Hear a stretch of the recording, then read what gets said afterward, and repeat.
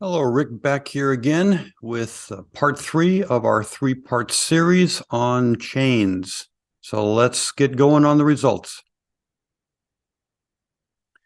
When were the chains wore out? So again, looking at the testing tools, anything stretched past the 100% mark on the CC2 was considered worn out. I also tested at the same time with the CC 3.2 and the TLCN 45 from Shimano. When they were at their end of life, the chains started skipping badly and they had trouble shifting.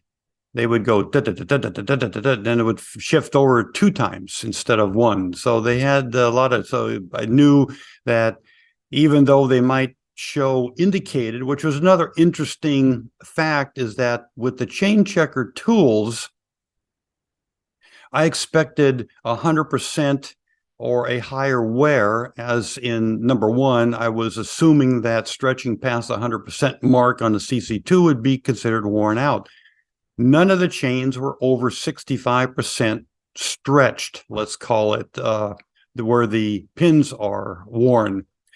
So what was happening, even though the tools showed life left, these chains would not shift anymore.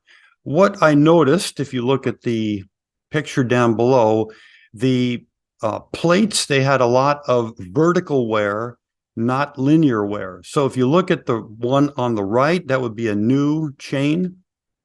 Look on the left, this is what they look like. And I can only assume, if you think about where the chains come into contact with the cassette, again, that's where most people shift the most on a cassette. The gears are also harder on a cassette than on, which are steel gears, usually Shimano Ultegra. Most of the Dura-Ace, except for the top gears, are steel versus titanium. The 105 is also steel. Most of the others are steel. The chain will take a tremendous abuse. What comes into contact is the bottom part of the chain at that point in time. So the chain rings are aluminum usually, so they don't wear the chains as much. But because they're bigger and because of physics, they don't wear out as fast as a cassette. So what was happening on the chains, they weren't stretching because of the good lube, but basically the plates were being worn out, and where they came into contact with the cassette gears, they were out of spec, so the chains were too narrow this way, which didn't match up the gears. There wasn't enough gear on the cassette to pull it up into the next sprocket.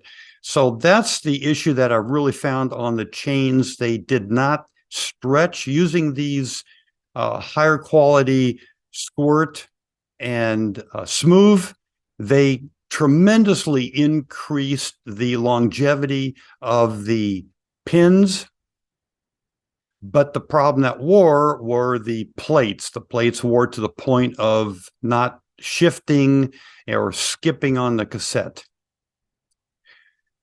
Oh, here are the results. ProLink and others like it. I got 3,200 miles out of a chain, a typical chain, with squirt. I'm always asked this question: how thick is squirt? Well, it's about a 40 to 50 weight motor oil equivalent.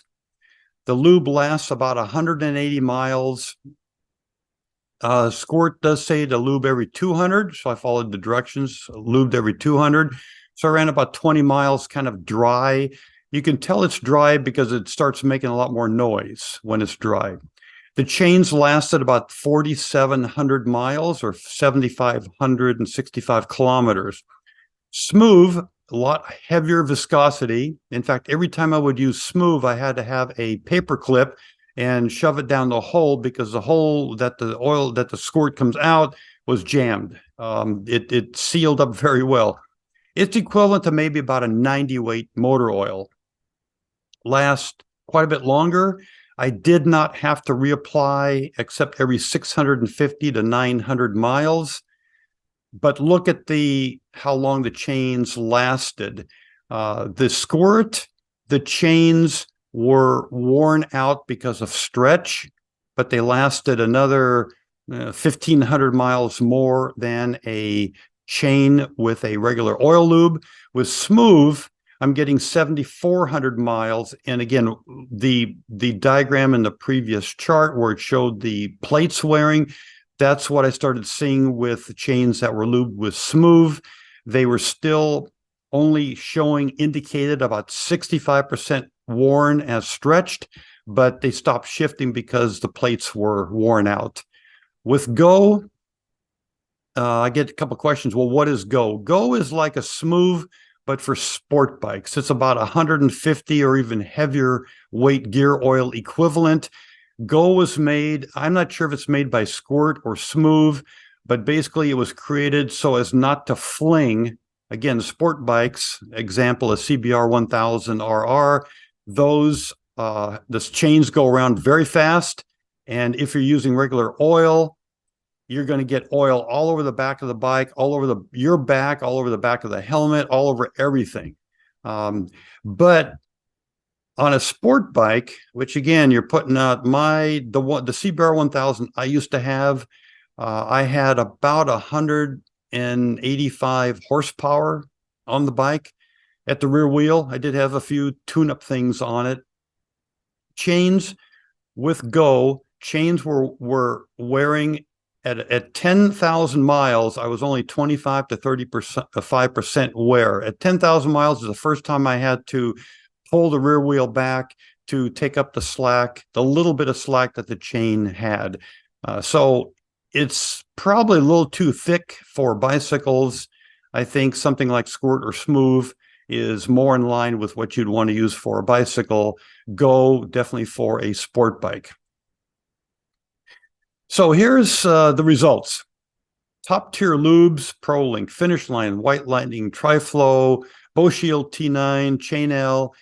I would relube every 200 miles. Cost is about $2 to $3 an ounce. Chain mileage, got about 3,200 miles. Interestingly, Mobil One, I tested a few chains with Mobil One, and Shell Rotella T6 are almost identical. I relubed every 200 miles. It's 20 cents versus $2 an ounce, and I got 3,200 miles out of a chain. Squirt, 4,700, and Smooth, 7,400. So with the more chain life, how much more chain life did we get going from tier to tier? So using the oil-based lubes as a baseline, Mobil One or T6, I would get 0%, same mileage out of that. With Squirt, I got 46.875% more chain life. With Smooth, 131.25% more chain life. Again, I'm not sponsored by any of these companies. I'm just telling you the actual data that I submitted back to Shimano on this chain testing that I did for them. Lube cost for 15,000 miles. If you ride your bike for 15,000 miles, a lot of guys, local guys do around here, the racers, Southern California, San Diego, LA, Orange County. There's quite a few people doing 15,000 miles a year on their bikes training. When you take into account the size of the bottle, the dollars per ounce, the number of bottles required for lubing 15,000 miles, total ounces required out of those bottles, the lube total is shown on the right for a oil-based, like a ProLink, about $50 worth of lube for 15,000 miles. Mobil One or Rotella T6, it's about $4. Squirt, $42, and Smooth, about $31.45. The reason for Smooth is, remember, I'm relubing every 700, 800 versus 200. Chain and cassette costs. So for 15,000 miles, I went through about 5 chains using oil, 5 chains using Mobil One T6, 4 chains for Squirt, 2 chains for Smooth. Chain cost, the chain total, the number of cassettes used, the cassette total. So we're going to add the chain total and cassette total in the next chart.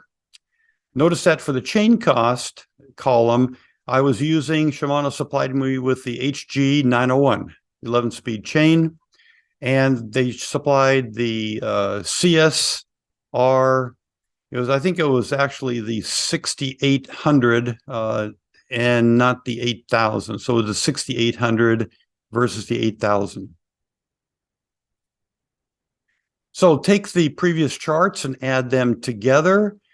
For 15,000 miles of use, counting the lube, counting chain, counting cassette.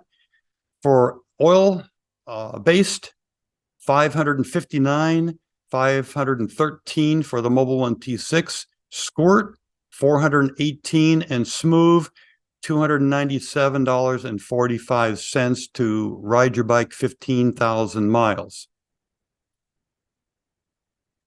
So that was a test. That was an all-inclusive, real test.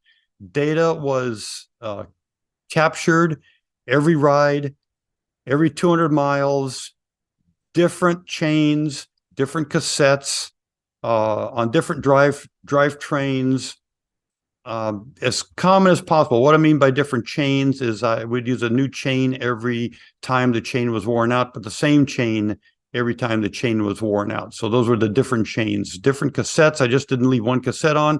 When it was worn, I put a new cassette on. So with that, I hope that answers some of the questions about what really works and what really doesn't work.